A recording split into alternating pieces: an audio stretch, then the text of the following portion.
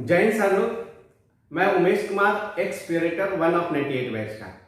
मैं आपको SBI naval pension licence cell में स्वागत करता हूं। एसबीआई नेवल पेंशन है क्या? एसबीआई नेवल पेंशन ये है कि पूरे पैन इंडिया के जितने भी एसबीआई के पेंशनर हैं उनको किसी प्रकार का कोई तकलीफ हो, किसी प्रकार का कोई भी तकलीफ हो, किसी प्रकार का कोई पेंशन रिलेटेड क्वेरी हो, तो ये सिंगल पॉइंट ऑफ कम्युनिकेशन है, सिंगल पॉइंट ऑफ कनेक्शन है। अब आप देखेंगे कि पूरे भारतवर्ष में कश्मीर से लेकर कन्याकुमारी तक, गुजरात से लेकर आसाम तक चारों तरफ स्टेट बैंक ऑफ इंडिया का ब्रांच है और मैक्सिमम पेंशनर जो स्टेट बैंक ऑफ इंडिया में खाता खोलते हैं। ये लाजमी है कि सबसे ज्यादा पेंशन होंगे तो उनका क्योरी ज्यादा होगा, उनका कंप्लेन भी ज्यादा होगा 100%। तो लोगों चाहे फैमिली पेंशन हो, सर्विस पेंशन हो, सबको बहुत तकलीफ होता था, कहाँ कहाँ भागे, किसी का कुछ काम नहीं होता था, किससे संपर्क करें। उसके लिए हमारे सीजीएम रंजन मिश्रा और रियर एडमिरल पुरंदर साहब ने एक ऑफिस सेटअप किया जिसका नाम दिया एसबीआई नेवल पेंशन लाइसेंस है। ये एसबीआई नेवल पेंशन लाइसेंस है आपको सहयोग करता है पूरे भारतवर्ष में किसी भी फैमिली पेंशनर, सर्विस पेंशनर को अगर उनको कोई एसबीआई की तरफ से तकलीफ है। दोस्तों, आप मेरे इस वीडियो को पूरा देखिएगा। जो हमारे भाई बंधु रिटायर जा रहे हैं या रिटायर होने वाले हैं, चाहे ऑफिसर्स हो चाहे सेलर्स हो, मैं उमेश कुमार हमेशा उनके लिए एसबीआई और नेवी एंड पीसीए तीनों के बीच में लाइजन का काम करता हूं। आपके कोई भी तकलीफ हो तो मैं आपको सहायता करता हूं। तो दोस्तों, सबसे पहले हम बात करते हैं कि जो बंदे रिटायर जा रहे हैं उनको लेके आए हैं। जब तक आप सर्विस में रहते हैं, जैसे मैं सर्विस में था, मेरा नाम है उमेश कुमार, प्योरेटर नंबर 1 2 3 363 यानी और यूनिट। लेकिन जैसे ही आप रिटायर होते हैं तो आपकी पहचान नेम, रैंक, नंबर ही नहीं होती। आपकी पहचान होती है नेम, रैंक, नंबर और बैंक अकाउंट नंबर, क्योंकि आप एक पेंशनर हो जाते हैं। जब भी आप नेवी या आप बैंक से पेंशन रिलेटेड कोई भी क्वेरी करते हैं, कोई भी कंप्लेन लिखते हैं, कोई भी कम्युनिकेशन करते हैं, तो आपको 3-4 बातों का ध्यान रखना पड़ेगा। आपको नेम, रैंक, नंबर और बैंक अकाउंट नंबर हमेशा मेंशन कीजिएगा, आपको कभी तकलीफ नहीं होगा। अब देखिए, कभी भी आपको कोई तकलीफ हो जाए स्टेट बैंक ऑफ इंडिया के किसी भी पेंशनर को, तो मैं आपसे अनुरोध करता हूं कि ये मेरा कार्ड है, जिस कार्ड में मेरा नाम लिखा हुआ है, मेरा रैंक लिखा हुआ है और मेरा ईमेल एड्रेस लिखा हुआ है, मेरा मोबाइल नंबर लिखा हुआ है, मेरा लैंडलाइन लिखा हुआ है। आपको कोई भी तकलीफ हो तो आप प्लीज मेरे इस नंबर पर कॉल कर सकते हैं, ईमेल भेज सकते हैं और आपको मैं हमेशा सहयोग के लिए तैयार रहूंगा। हो सकता है कि मैं मुंबई में रहता हूं, ट्रेन में रहूं, गाड़ी चला रहा हूं, सीपीपी से जा रहा हूं, किसी कारणवश आपका फोन पिकअप नहीं कर पाया। इसका मतलब ये नहीं कि आपका फोन पिकअप नहीं करूंगा। 101% आप कभी भी 24 घंटे में काम कर सकते हैं, 24 घंटे कॉल कर सकते हैं। कोई भी तकलीफ होगा तो आप मुझे कॉल कर सकते हैं। हमेशा मैं आपको एक बात सलाह देता हूं कि जब भी आपका स्टेट बैंक ऑफ इंडिया में आपने पेंशन खोला है, और जनरली लोग होते कोचिन में रहते हैं तो कोचिन में खोल लेते हैं, मुंबई में रहते हैं तो मुंबई में खोल लेते हैं। 100% दोस्तों, जब तक आपका पेंशन आना चालू है और जब तक आप परमानेंटली किसी स्टेट में, किसी राज्य में, किसी जगह में आप शिफ्ट नहीं हो जाते, तब तक आप अपना पेंशन अकाउंट को चेंज मत करवाइए। क्यों? क्योंकि पेंशन अकाउंट का जितना भी डॉक्यूमेंट रहता है सीपीपीसी में, एक सीपीपीसी से दूसरा सीपीपीसी में शिफ्ट होता है। हो सकता है ये लॉस होने का चांसेस रहता है। इसलिए कोशिश कीजिए जब आप परमानेंट सेटल्ड हो जाए तो आप अपना पेंशन अकाउंट को शिफ्ट करवाइए। और अगर आपको किसी दूसरे बैंक में से आपको स्टेट बैंक ऑफ इंडिया में पेंशन अकाउंट ट्रांसफर करवाना है तो आपको करना कुछ नहीं, बड़ा सिंपल है। आपको स्टेट बैंक ऑफ इंडिया में अकाउंट खोलना है और जिस भी बैंक में आपका अकाउंट है वहां जाकर के आपको एक एप्लीकेशन देना है कि भाई मैंने स्टेट बैंक ऑफ इंडिया में सो एंड सो जगह पर अकाउंट खोल लिया है और उसका सीपीपीसी ये जगह है। आप मेरा डॉक्यूमेंट को, पेंशन डॉक्यूमेंट को आप स्टेट बैंक ऑफ इंडिया का सीपीपीसी में आप भेज दीजिए। दूसरी बात, जब आप सर्विस में रहते हैं तो आपको फॉर्म 16 मिलता है। रिटायरमेंट के बाद आपको क्या मिलेगा? रिटायरमेंट के बाद भी आपको फॉर्म 16 मिलेगा, तो आपको वो फॉर्म 16 बैंक देगा। और जिस प्रकार आपको सर्विस में रहते हुए सैलरी स्लिप मिलता है, उसी प्रकार आपका एंटरटेनमेंट क्या है, कितना पैसा मिलेगा, कहां से मिलेगा, कैसे मिल रहा है, कितना डेबिट कितना क्रेडिट है, तो आपको ये देखिए ये पेंशन स्लिप है आपको इस पेंशन स्लिप में आपको सब कुछ सारा डाटा रहेगा, मैं आपको दिखाऊंगा और आपको डाल दूंगा, आप देखिएगा। उसके बाद देखा जाए कि कभी भी आप ब्रांच में जाके आप झगड़ा मत कीजिएगा। ब्रांच का काम होता है आपका जनरल बैंकिंग देखना, चेक इश्यू करना है, एटीएम इश्यू करना, पेंशन रिलेटेड उनका कुछ भी नहीं होता, सारा डॉक्यूमेंट आपको सीपीपीसी में रहता है, सीपीपीसी का स्टाफ सारा काम करते हैं। आपको कोई भी तकलीफ है तो सबसे पहले आप मुझे कॉल कीजिए, उमेश जी, उमेश कुमार, ये मेरा काम है, मेरा काम नहीं हुआ, 100% मैं आपका सहयोग करूंगा। लेकिन आप ब्रांच में जाके झगड़ा मत कीजिए, और साथ में सहायता करूंगा और बताऊंगा कि सर इस काम को ऐसे कर सकते हैं और आसानी से आपका होगा काम। दूसरी बात देखिए, अगर आपको फिर भी कोई सहयोग नहीं कर रहा तो एक सीएमएस होता है, आप गूगल पर जाकर टाइप कीजिए सीएमएस, एसबीआई से कंप्लेंट मैनेजमेंट सिस्टम, तो आपको उसमें आप कंप्लेंट डाल सकते हैं, वो आपका 101% रिजोल्यूशन होगा, आपका कोई भी कंप्लेंट होगा, पेंशन रिलेटेड हो, जनरल बैंकिंग से रिलेटेड हो, आपका सारा का सारा क्वेरी सोल्व होगा। अब सबसे बड़ा बात होता है, लोगों को बहुत सारे क्वेरी होते हैं कि लाइफ सर्टिफिकेट, मैं तो मुंबई में हूँ, मेरा ब्रांच मुंबई में, मेरा ब्रांच कोचीन में, मेरा ब्रांच विशाखापट्टनम में, अगर मैं ट्रांसफर चला जाऊंगा नॉर्थ ईस्ट या केरला कहीं भी या बिहार, तो मैं लाइफ सर्टिफिकेट कैसे जमा करूंगा? तो दोस्तों, लाइफ सर्टिफिकेट आप 3 प्रकार से जमा कर सकते हैं। पहला, आप घर बैठे ऑनलाइन दे सकते हैं, आज डिजिटल जमाना है, आप घर बैठे यूट्यूब पर देखिए कि ऑनलाइन घर बैठे जीवन प्रमाण पत्र कैसे जमा करें। मैं जमा करता हूं खुद, जो मैं प्रैक्टिकल करता हूं वही मैं बता रहा हूं। मैं यहाँ पर इस लाइन सेल में लाइफ सर्टिफिकेट मैं खुद अपना भरता हूं, और जितने भी रिटायर्ड आजू बाजू के अगल बगल के जितने भी डीएससी वाले लोग हैं उनको भी बुलाता हूं कि आओ, आपको ब्रांच में जाने की जरूरत नहीं, घर बैठे यहाँ पर आपको मैं लाइफ सर्टिफिकेट दूंगा। ये कैसे होगा? आप सब लोग यूट्यूब देखते होंगे, यूट्यूब पर देखिए घर बैठे जीवन प्रमाण पत्र कैसे दें। उसके लिए आपको एक एप्लीकेशन डाउनलोड करना पड़ेगा जिसका नाम है उमंग। दूसरा, आप किसी भी ब्रांच में जाकर दे सकते हैं। अगर आप भारतीय स्टेट बैंक के कस्टमर हैं, पेंशनर हैं, तो आप भारतीय स्टेट बैंक के किसी भी ब्रांच में जाकर के आप अपना लाइफ सर्टिफिकेट दे सकते हैं। अगर आपको वहां से कोई प्रॉब्लम फेस करना पड़ रहा है तो आपसे अनुरोध है कि आप ब्रांच से ही मुझे कॉल करें। घर में जाने के बाद आप कॉल मत कीजिए, क्योंकि सांप जब बिल में घुस जाएगा तो डंडा पटकने से कोई फायदा नहीं है। जब आप ब्रांच में जाइएगा तो मैं उस ब्रांच मैनेजर को पूछूंगा, भाई लाइफ सर्टिफिकेट लेने में तुझे क्या तकलीफ है, और आपको कोई तकलीफ नहीं होगा। तीसरी बात, अगर आप ब्रांच में भी नहीं जाना चाहते हैं, ऑनलाइन घर में भी नहीं करना चाहते हैं, तो रोड के किनारे कहीं भी जो देखेंगे जो आधार कार्ड बनाता है, पैन कार्ड बनाता है, उसके पास 10, 20, 50 रुपया लेगा आपको, और आपको ऑनलाइन सबमिट कर देगा। तो ये 3 प्रकार से, पहला ऑनलाइन घर में दे सकते हैं, दूसरा ब्रांच किसी भी ब्रांच में जाकर दे सकते हैं, तीसरा रोड के किनारे जो ई सेवा मित्र हैं उनके पास दे सकते हैं। ये 3 प्रकार से दे सकते हैं। लेकिन अगर आप डिजिटल लाइफ सर्टिफिकेट देते हैं तो दिसंबर या जनवरी के महीने में आप अपना पेंशन चेक करते रहें। अगर नहीं आता है तो आप मुझसे संपर्क कीजिए, मैं आपको सहायता करूंगा। दूसरी बात है कि लोग कहते हैं कि स्टेट बैंक ऑफ इंडिया में बहुत भीड़ है। 100% दोस्त, स्टेट बैंक ऑफ इंडिया में बहुत भीड़ है और आपको हो सकता है उस भीड़ का सामना भी करना पड़ेगा। लेकिन एक बात मानना पड़ेगा, जिसको 100 रुपए जो कमाता नहीं है, 100 रुपए जिसका 200 रुपए 500 रुपए इनकम, उनका भी स्टेट बैंक ऑफ इंडिया में अकाउंट है। जिनका करोड़ों है उनका भी स्टेट बैंक ऑफ इंडिया में है, और भारतीय स्टेट बैंक का सारा कस्टमर है। लेकिन क्या आप अपने आप को उन लोगों में खड़ा करेंगे जो महीने का 4,000 10,000 कमाते हैं और आपको 10,000 50,000 रुपया पेंशन आता है? तो आप उसके साथ खड़ा क्यों करेंगे? आज डिजिटल जमाना है, आपको नेट बैंकिंग यूज करना है, और नेट बैंकिंग आप यूज करेंगे। मैं आपको गारंटी के साथ कहता हूं कि मैं पिछले 7 सालों से पेंशन उठा रहा हूं और मैं एक बार भी ब्रांच नहीं गया हूं।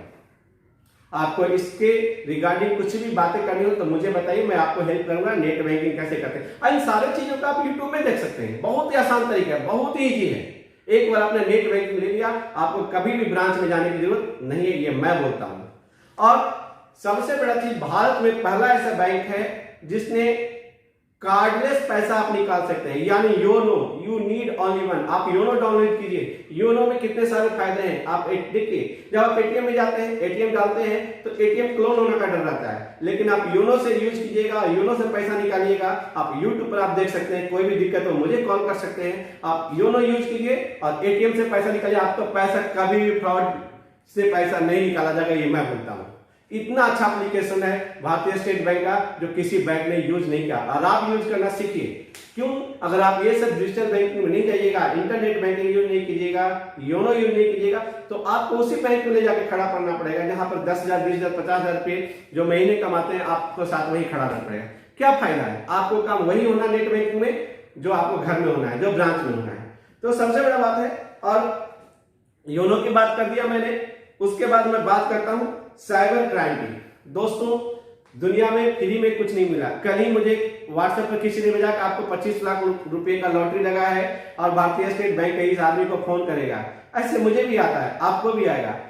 तो कभी भी लालच में नहीं पड़ने का। कभी फ्रॉडस्टर क्या होता है? फ्रॉडस्टर ये होता है आपको लालच देता है, आप लालच में पड़ते हैं तभी आपको हानि होता है। अब ऐसा देख लीजिए, बहुत सारे लोग व्हाट्सएप पर क्या करते हैं, आपको हैप्पी बर्थडे कहते हैं, ये ब्लू लिंक को दबाओ, आपको हैप्पी बर्थडे विश करना चाहता हूं। भाई जिसको हैप्पी बर्थडे करना तो मुझे कॉल करना, इस ब्लू लिंक करने का क्या मतलब बनता है? ब्लू लिंक दबाने का कोई जरूरत नहीं। कभी भी लिंक मत दबाइए किसी भी, चाहे एसएमएस का हो चाहे व्हाट्सएप का हो।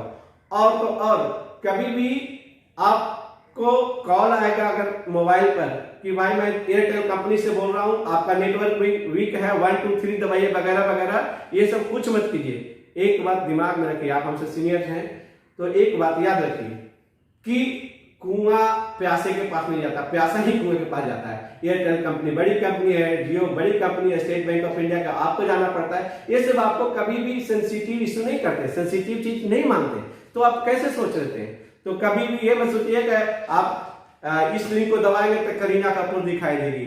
ऐसा नहीं होगा, आपको उल्टा और सारा पैसा चला जाएगा। तो करीना कपूर के चक्कर में आप सारा के सारा पैसा लेके चले जाएंगे। तो कभी भी लिंक मत दबाइए। आप मोबाइल नंबर पर, अपने मोबाइल पर जब कॉल आए तो उसको जब देखिए आपका फ्रॉडस्टर कॉल है तो उसको मत रिप्लाई कीजिए या काट दीजिए, कभी कोई जवाब मत दीजिए। अगर आपका मोबाइल का नेटवर्क से रिलेटेड कोई प्रॉब्लम है तो गैलरी में जाइए, एयरटेल जियो जिसका भी गैलरी में है, या आपको कोई बैंक से है तो बैंक में जाइए, क्योंकि एक बार आपका मोबाइल क्लोन हो गया तो आपका सारा का सारा पैसा वो निकाल सकता है। इसका मतलब ये नहीं कि हम नेट बैंकिंग यूज नहीं करते। मैं सारा का सारा एप्लीकेशन यूज करता हूं मोबाइल पर, मुझे नेटवर्क में बहुत विश्वास है, इंटरनेट बैंकिंग में बहुत विश्वास है। और कभी भी जब तक आप धोखा नहीं खाइएगा, आप धोखा कैसे नहीं खाइएगा, आप लालच नहीं पड़ेगा तब धोखा नहीं खाइएगा, यानी लालच नहीं करने का और सावधानी रहने का। और इस मोबाइल पर कभी फालतू का एप्लीकेशन डाउनलोड नहीं करने का, क्योंकि बहुत सारे एप्लीकेशन ऐसे होते हैं जो अनप्रोटेक्टेड हो, आपका सारा डेटा चुरा लेते हैं और आपको लॉस होगा।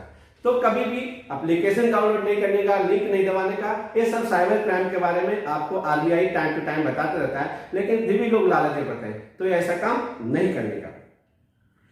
हाँ, कभी कभी अभी एक नया आया है कि सीपीपीसी के नाम पर भी लोग फ्रॉडस्टर क्या करते हैं कि आप अपना से आधार कार्ड, पैन कार्ड वगैरह वगैरह भेजिए, आपको कर देते हैं।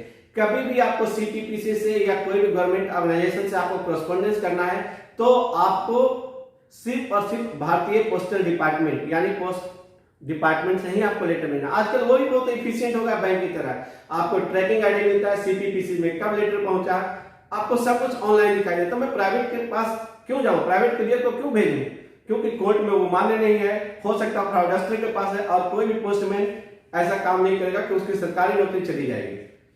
अगला है mutual fund fix deposit on the name of a spouse. कभी भी देखिए पैसा आपका है, मैं इन्वेस्टर नहीं, लेकिन जो पैसा आपका है मेहनत का कमाई है, अच्छी तरीके से सोच समझ के कीजिए। अब आपको बताता हूं फिक्स डिपॉजिट के बारे में। अगर आपके पास आ गया 50 लाख रुपया, बैंक के पीछे चक्कर लगाए जा रहे हैं, बैंक में 500 आदमी का 400 आदमी का भीड़ है, आप भी खड़े हैं उसी के बीच में, आप ऑनलाइन ले लीजिए, आपको 2 मिनट के अंदर फिक्स डिपॉजिट होता है, अगला 4 मिनट के अंदर आप तोड़ सकते हैं। सीनियर सिटीजन सेविंग स्कीम आप 50 साल के बाद state bank of India defence वाले के लिए देता है, आप उसमें डिपॉजिट कर सकते हैं, और वो भी घर बैठे, ब्रांच में जाने की जरूरत नहीं है।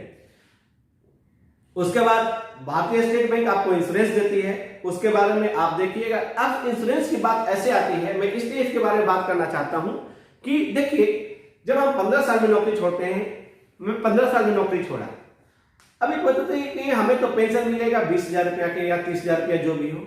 अब जो लड़का जो अभी आज 15 साल में जा रहा है, उसकी सैलरी होगी 50,000 60,000 और पेंशन मिलता है 20,000 15,000। अगर वो किसी प्राइवेट कंपनी में या गवर्नमेंट सेक्टर में ही जाता है, पब्लिक सेक्टर में जाता है, गवर्नमेंट नौकरी करता है, तो उसको सैलरी मिलता है। भगवान ने करे कल उस बंदे को हो गया तो वहां तो एनपीएस है, वहां तो पेंशन मिलेगा नहीं। और जो बंदा कल आज तक लाख रुपया कमा रहा था उसका पेंशन आएगा 20,000 रुपया। जब लाख रुपया में उसका घर नहीं चल रहा है तो 20,000 रुपया में घर कैसे चलेगा, ये कौन डिसाइड करेगा?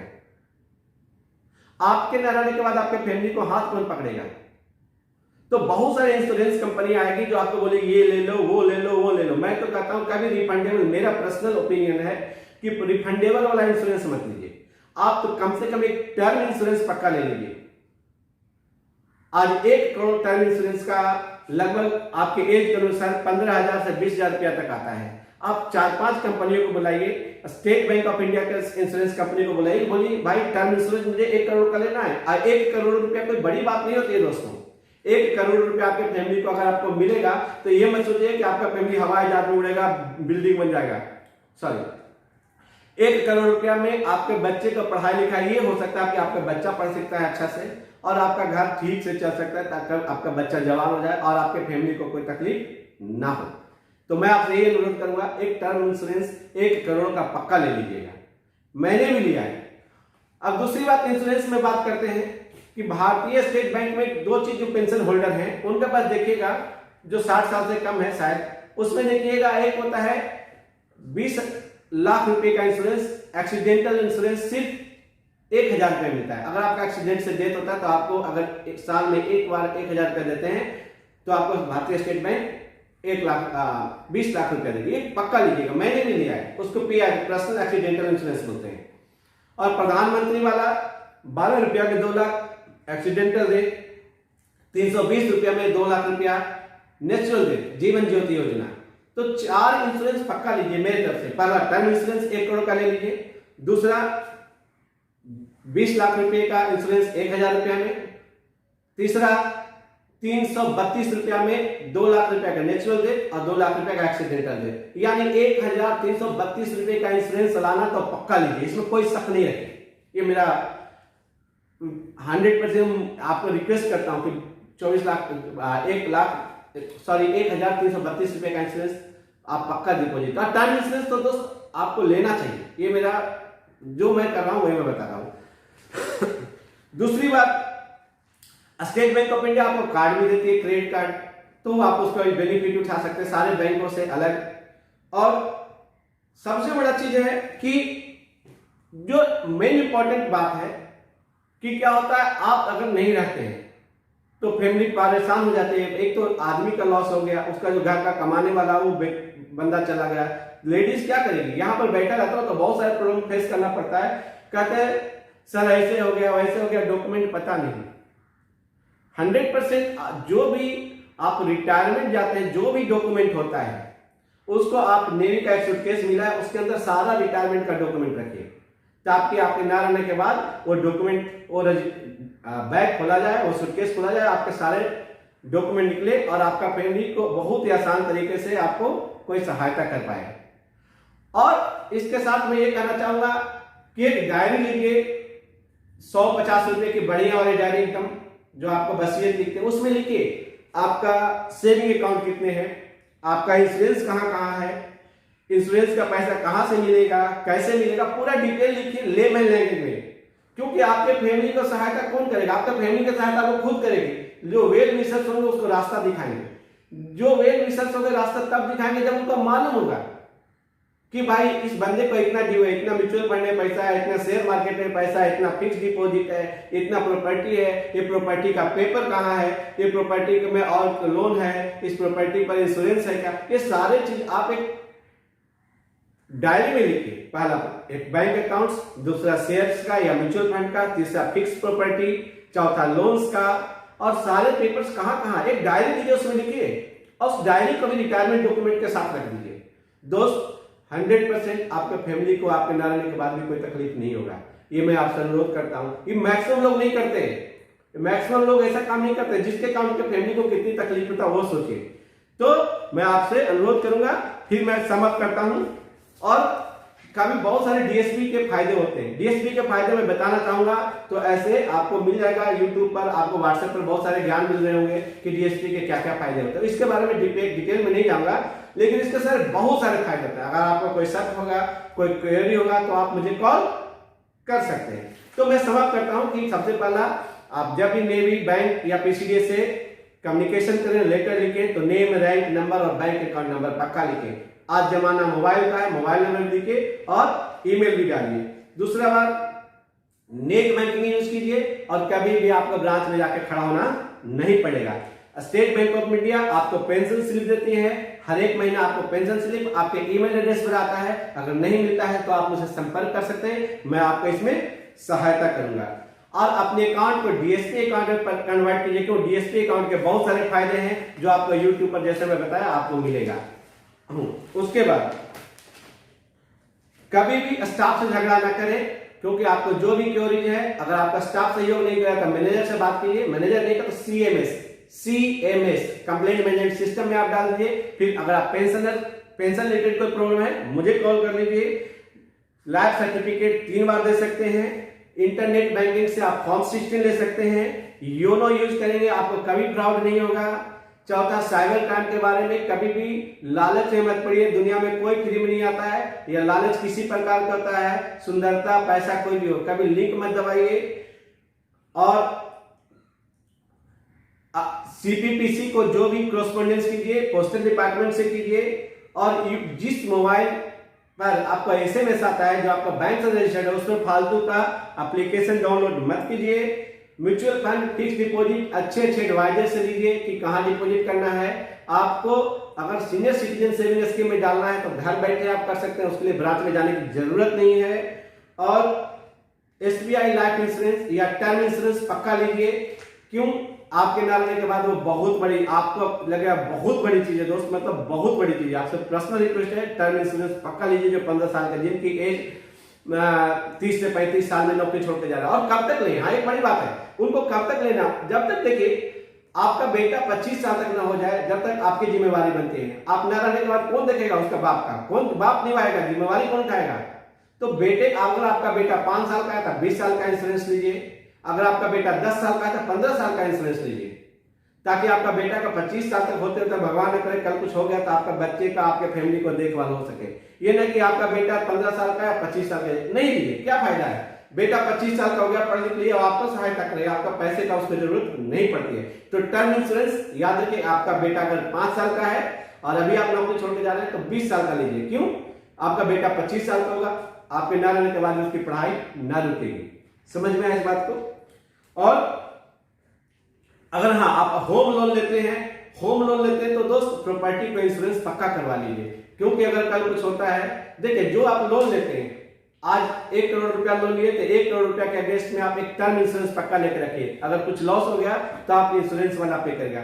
ये मेरे परिवार में ऐसा हुआ है, उन्होंने प्रॉपर्टी खरीदा था और उन्होंने इंश्योरेंस नहीं लिया था। ये नहीं बोला, इसका मतलब ये नहीं बोला कि मैंने एसबीआई की पढ़ाई कर रहा हूं या एसबीआई के लिए, कहीं भी लीजिए आप, लेकिन जितना का आपका कर्ज है उतने के बराबर आप इंश्योरेंस में पैसा डाल कर रखिए, ताकि कल कुछ हो जाए तो आप इंश्योरेंस वाला उधर कवर करें। और एसबीआई कार्ड के बारे में आपको पता चल जाएगा, अच्छी चीज है, ले लीजिए। और एनुअल रजिस्टर, जो आपको रजिस्टर पक्का मेंटेन कीजिए, जिसमें आपके परिवार के बारे में और आपके प्रॉपर्टी के बारे में सब कुछ लिखा होना चाहिए, ताकि आपके वेल विशर्स जो जानने वाले हैं और उनका मोबाइल नंबर सब लिखिए, कौन आपके अच्छे, कौन दोस्त हैं, कौन सहायता करेंगे। और सारे डॉक्यूमेंट को, रिटायरमेंट डॉक्यूमेंट और रजिस्टर को अच्छे से फोल्ड कीजिए और जो नेवी वाला सूटकेस के अंदर रखिए और सही जगह रखिए। और एक बात और मैं बताना भूल गया कि जो भी अगर आप डायरी में लिखिएगा कि ये मेरा ये प्रॉपर्टी है, ये इंश्योरेंस है, ये सेविंग अकाउंट है, ये म्यूचुअल फंड है, ये क्या होता है ना कि आप बीवी के साथ बैठिए और बीवी से ही पढ़ाइए, ये लिख क्या लिखा हुआ, क्या पढ़ा हुआ, सेविंग अकाउंट कहाँ है, म्यूचुअल फंड में कितने पैसे हैं, ऐसे ऐसे अकाउंट है। बीवी भले बोले, बीवी पूछेगी मुझे क्यों पढ़ा रहे हो, 100% मेरे साथ भी हुआ।